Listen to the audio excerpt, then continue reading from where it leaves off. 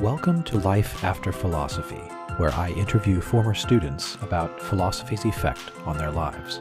I'm Christopher Annandale.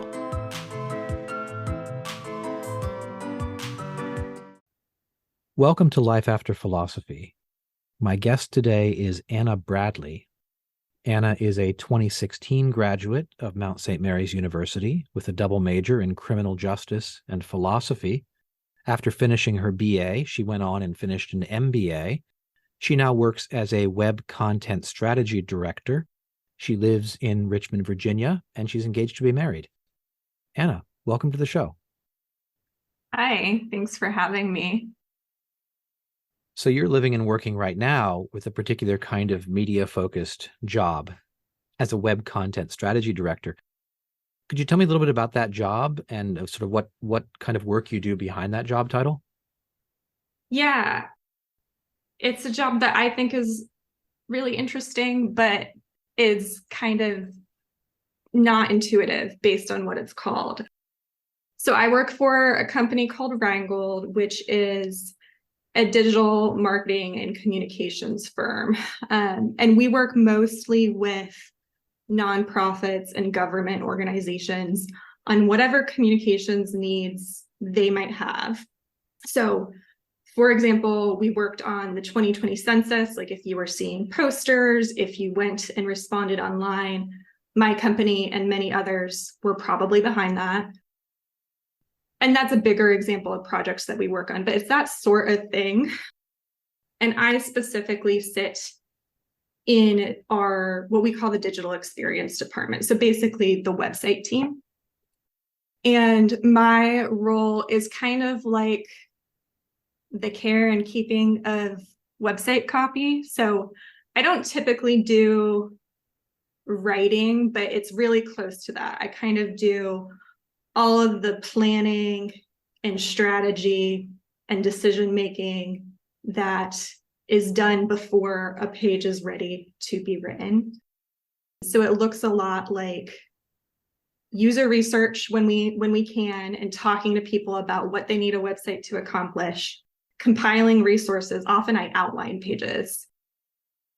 And then once a page is live, it's figuring out how to take care of it because it doesn't exist in a vacuum. Pages move, links change.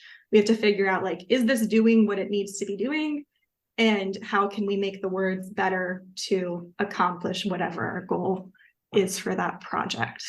So yeah, it's kind of like content planning is my job. Yeah, it sounds kind of like the digital version of the person who, prepares the newspaper, the headlines, does all the typesetting and whatnot, except you're doing it in this dynamic, sort of interactive environment.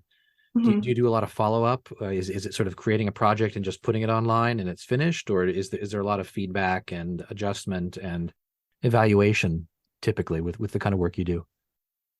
It depends. It does depend on the project, but in theory, there is a lot of follow-up. I think a lot of times what happens is we'll get a new project and it will be a group, an organization, a company, whoever, who published their website 5 years ago, thought it was good to go, and then they didn't look at it for 5 years, and like now things are broken. It doesn't make sense anymore. It's outdated, and they have to do a better job at presenting themselves online. So that's where my company comes in and where I come in to fix it. So making sure that like the content is actually useful, but then also kind of giving them the processes and tools they need so that when our project ends, they don't just let it sit for another 5 years. They're actually actively maintaining their website.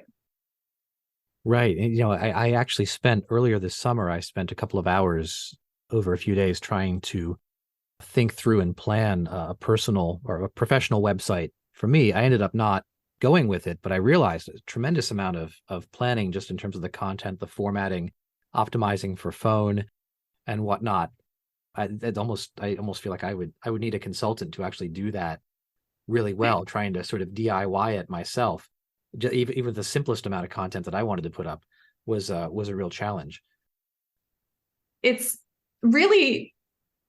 not literally rocket science, but it's really hard. I think people underestimate like how much work goes into building a website. And Mhm. if you think of it, I'm just one person, like I'm the content person. There's a whole team of people who I work with who make it look good on phones, who make it look good in general. And there's whole practice areas of everything you can think of or not think of in a website. I think Right. it's Well, really fun. I'm sure you'd have security and mailing lists and interactions and all these things that would need to Mhm. be sort of kept up to whatever the current kind of web practice is. Is it still, are things still about websites, or are people migrating to apps? Is that changing the space in which you work? It kind of is it, but sometimes organizations get like really excited about apps when really they just need a website. Like apps are almost trendy.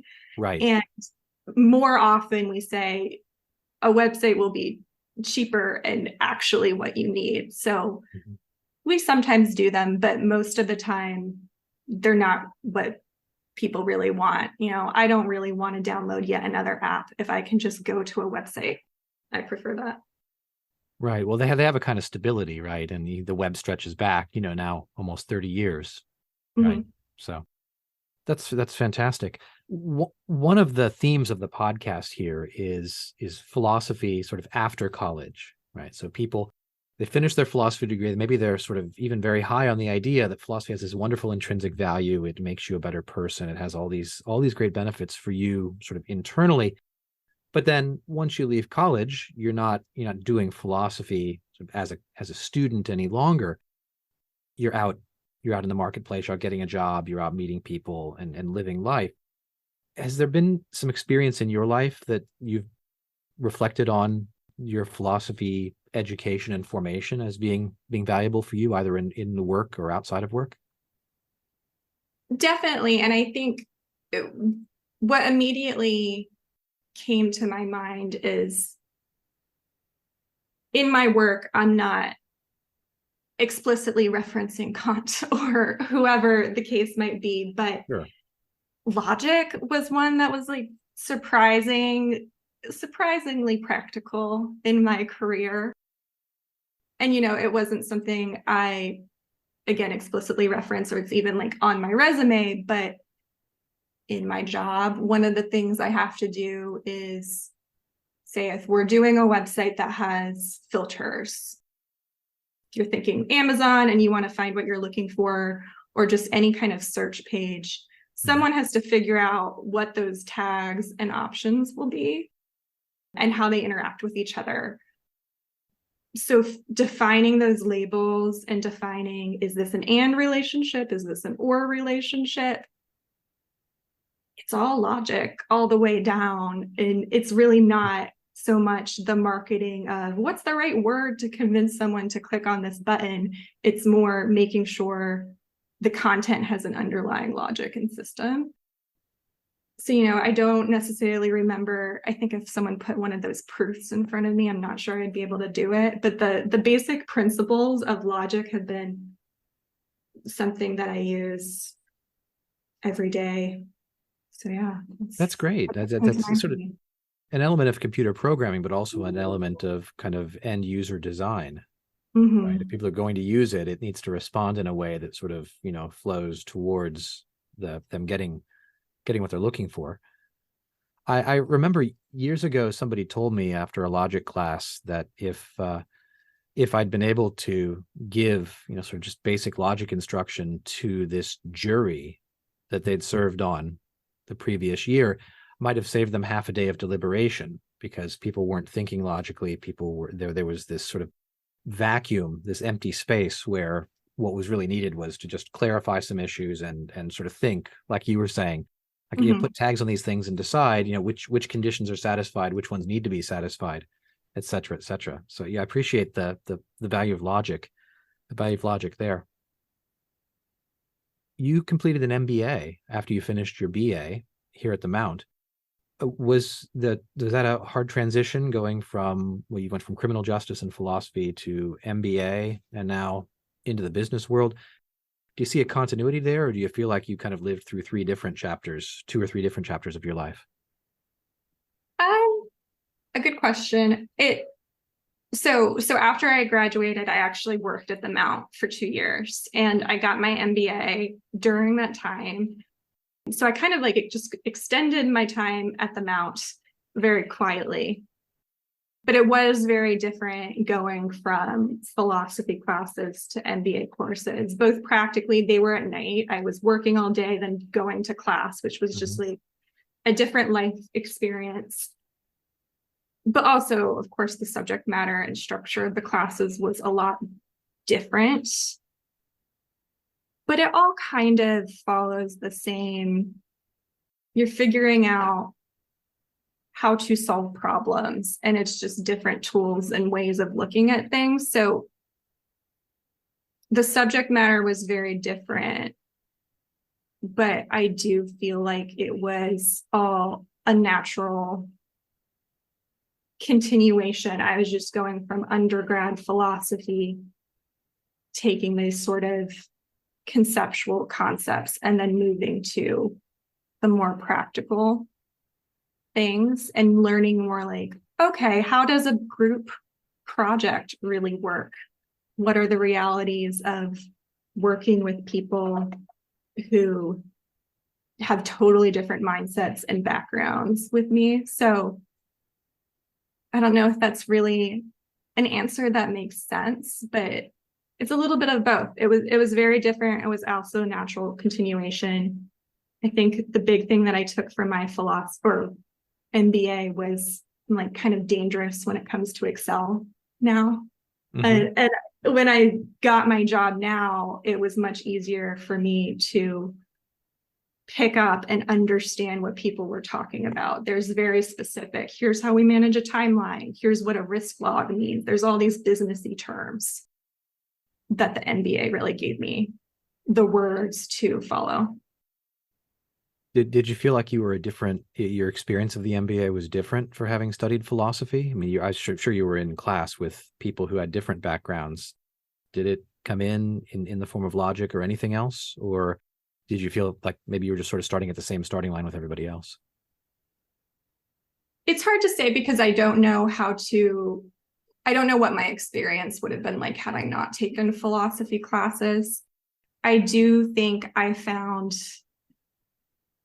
MBA classes easier than philosophy classes. Just on a practical level, there was less reading. I didn't really have to make arguments the same way. It was much more focused on like team dynamics and making sure other people did their work. Okay. So it's just different. Yeah. Yeah. I'm asking in part because I've been sort of thinking in my own mind about the possible connections between, philosophy major and business major, and whether that's a good combination for people, and that maybe there's some connections in there that people maybe don't appreciate. So that's very much at the forefront of my mind. I've also spoken to a couple of episodes ago, former students of mine who pursued an MBA as well, and so thinking about the way in which coming into the graduate study with a very practical project focus might be different for different people depending on what they sort of brought, sort of the sort of intellectual assets and habits of mind that they've brought to Mm-hmm. their beginning that beginning that project. But that's going to be different for different people. Let me ask you another question, if I may, about what it's like or what it was like being a woman in philosophy. Since philosophy is a very male skewed field for a variety of reasons, I think you were here at the Mount at the same time as my former colleague, Jennifer Rosado. Did you study with her, and did you find studying philosophy with a female professor or with other female students to be a different sort of experience? Or is there some insight you could give, to me personally, but also to people listening about that? Yeah, I was thinking about this and I have a lot of thoughts about it. I don't know how organized I'll be, but I did take Fine. Dr. Rosado. I don't remember the class name, but it was about totalitarianism. We read Mhm. Hannah Arendt, and that was a really great class. It was also, I think, well, it must have been 2016. I was a senior, but it was around the election cycle. It felt very timely. And I also took a lot, at least 3 classes with Dr. Conway. So, I mean, yeah, a lot of the philosophy classes I took at the Mount were taught by women. And I think that impacts the experience that I had, because I don't know how true that is for everybody. You know, I think philosophy, if you look at it as a whole, tends to be more male skewed. And Very so I true. have kind of a unique perspective and experience in the fact that I took a lot of female professors. I think that thinking of people who I was in class with, I think philosophy sometimes attracts people who like the sound of their own voice more than they like the sound of like learning other people or learning from other people. And I think that I didn't have like I am having a negative experience specifically because of that. But I do think that that is something that happened in my classes. And it's something that is a reality in work with senior colleagues and male colleagues. Sometimes that just happens. People are thoughtless Hmm. and they kind of trample over women and more younger people and No, so forth. But I think that having female professors, Dr. Conway once, she was telling me I needed to speak more in class because it was graded on participation. And I was saying, like, but I get nervous. And also, I can't think of what I'm supposed to say in time. And she said, well, yeah, but I want to hear what you have to say. Like, I want to know what you think. right. And that like shocked me. No one had ever said that to me before.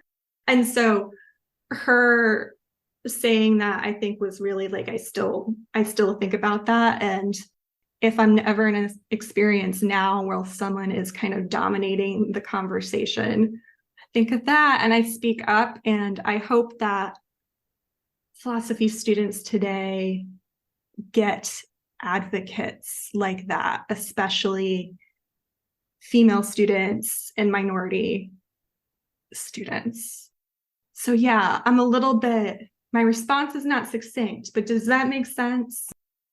No, that makes perfect sense. In fact, I'm thinking my mind is racing now. I don't know if this is to make a virtue out of necessity, but the sometimes obnoxious or brutal personality types you come across may one be preparation for meeting similar types of people in the workplace. So they will be there. Hopefully not very many of them, and hopefully you can deal with them, but you can find ways to deal with them.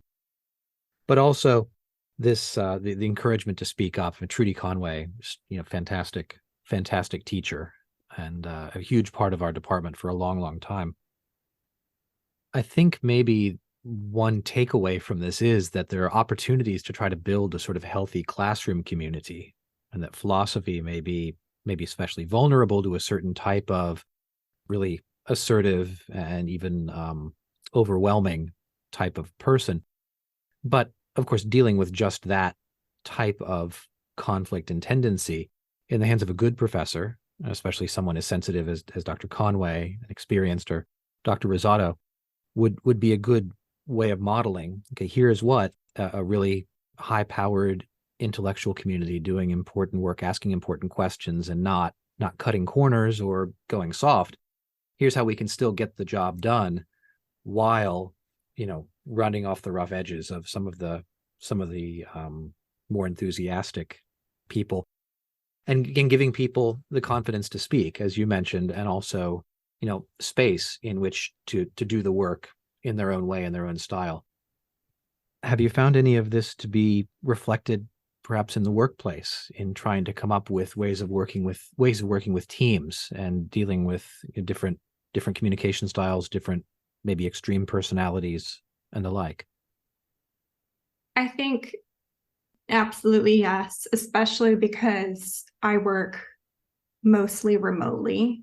So if you're someone who is confident in general, but also comfortable working remotely, you are a person, I'm not speaking about you, I'm speaking, kind of in the theoretical sense, Yeah. who will dominate conversations. And I'm at the point now where I've gotten really comfortable with the people I work with. I will speak up a lot, and I've had to sometimes stop and think, okay, there's this junior person on the call. it's helpful for us to hear what they want to say. It's also good experience for them to get this practice presenting in front of the client or sharing their recommendation or whatever the case might be. And so sometimes for me, it's looked like intentionally staying quiet and letting awkward silences stretch on, which I hate, but it forces the more quiet people to speak up. But then sometimes it also looks like really seemingly small practical things, because it is really hard to speak off the cuff sometimes. So when we share our agenda before the meeting and we say, hey, here's what we want to discuss, come with your thoughts ready, that makes it easier for the quieter people to plan ahead to share their thoughts in the meeting. So I've been trying to implement like very small practical things to encourage those folks to speak up more. I don't know if I'm as good as Dr. Conway was, but Well, it sounds like you're discovering and implementing a lot of the tools that, teachers discover, teachers in all fields, right? How to let the awkward silence linger for a little bit, be comfortable with it, draw people into it, find ways of identifying and sort of elevating the people who are kind of, for whatever reason, at the margins of the conversation. So that's fantastic to hear that actually has some value for you as someone who's grown into teamwork and even remote teamwork in your web marketing. mm-hmm. Do you have any advice for current philosophy students or for potential philosophy students? People are thinking maybe I do or don't want to pick up that philosophy minor or double major, both reflecting back on your own time in school and also on how it's sort of shaped you and given you resources in the life that you're living right now. Is it worth it? Are there factors they should be thinking about or advice that they could take from you? Yeah, I mean, I became a philosophy minor because there was an elective that I thought looked fun. And I wasn't planning to become a philosophy minor or major. I just kept adding more classes, and then I had enough credits.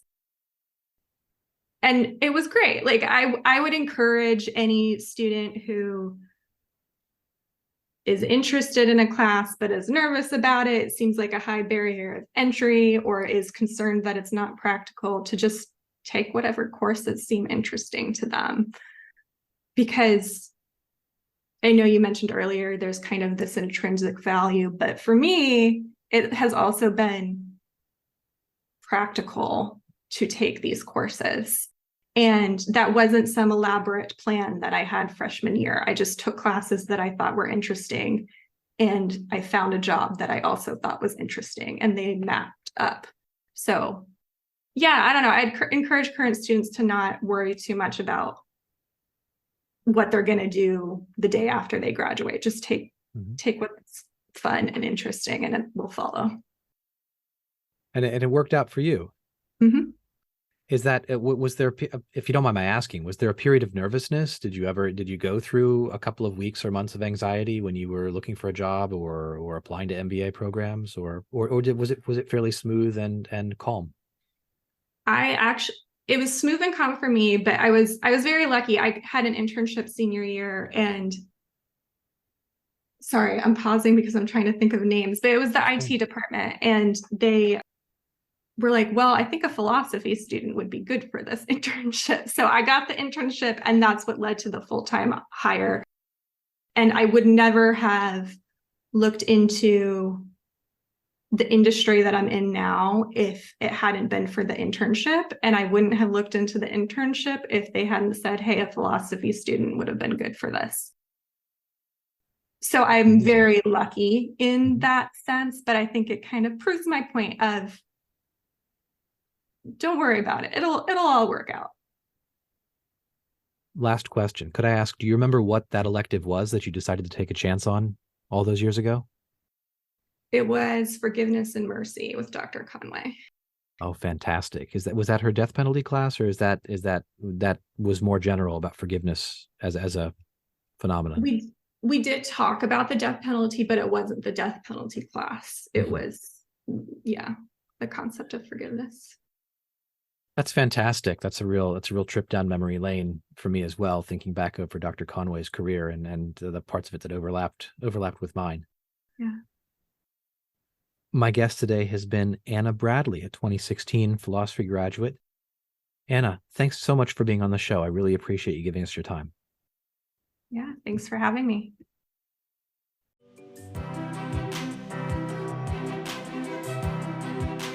Thank you for listening to Life After Philosophy. If you enjoyed the podcast, please rate it 5 stars and share this episode with a friend. I appreciate your support.